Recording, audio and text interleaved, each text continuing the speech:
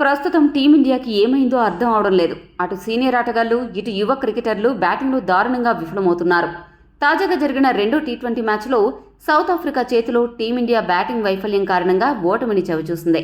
ముఖ్యంగా టీమిండియా యువ ఓపెనర్ అభిషేక్ శర్మ తన పేలవ ఫామ్ను కొనసాగిస్తూ జట్టుకి భారంగా మారాడు.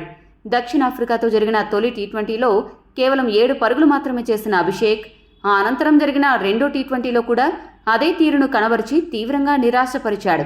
ఈ మ్యాచ్లో 5 బంతులు ఆడిన అభిషేక్ శర్మ కేవలం 4 పరుగులు మాత్రమే చేసి అవుట్ అయ్యాడు.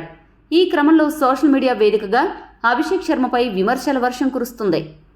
ఇదే మాట భయ్యా, కేవలం ఐపీఎల్లోనే ఆడతావా అంటూ అతడిపై మండిపడుతున్నారు. మరికొంతమందేమో అతడి స్థానంలో రుతురాజ్ గైక్వాడ్కు అవకాశం ఇచ్చి ఉంటే బాగుండేది అంటూ భారత్ జట్టు మేనేజ్మెంట్ని ప్రశ్నిస్తున్నారు.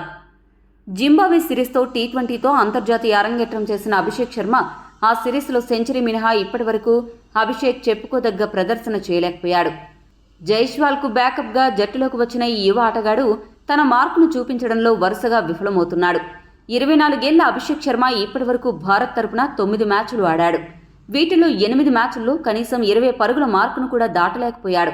దీంతో జట్టులో అతడి స్థానం ప్రశ్నార్థకమైంది.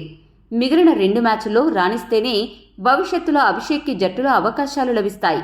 లేదంటే మాత్రం ఓపెనర్ స్థానం కోసం ఎప్పటినుండో ఎదురుచూస్తున్న రుతురాజ్ గైక్వాడ్కి పిలుపు వచ్చే అవకాశం ఉంది. మరి అభిషేక్, రుతురాజ్లలో ఎవరు టీ20కి బెస్ట్ ఓపెనర్ అని మీరు భావిస్తున్నారో కామెంట్ చేయండి. మరిన్ని స్పోర్ట్స్ అప్డేట్స్ కోసం మా ఛానల్ సబ్స్క్రైబ్ చేసుకోండి.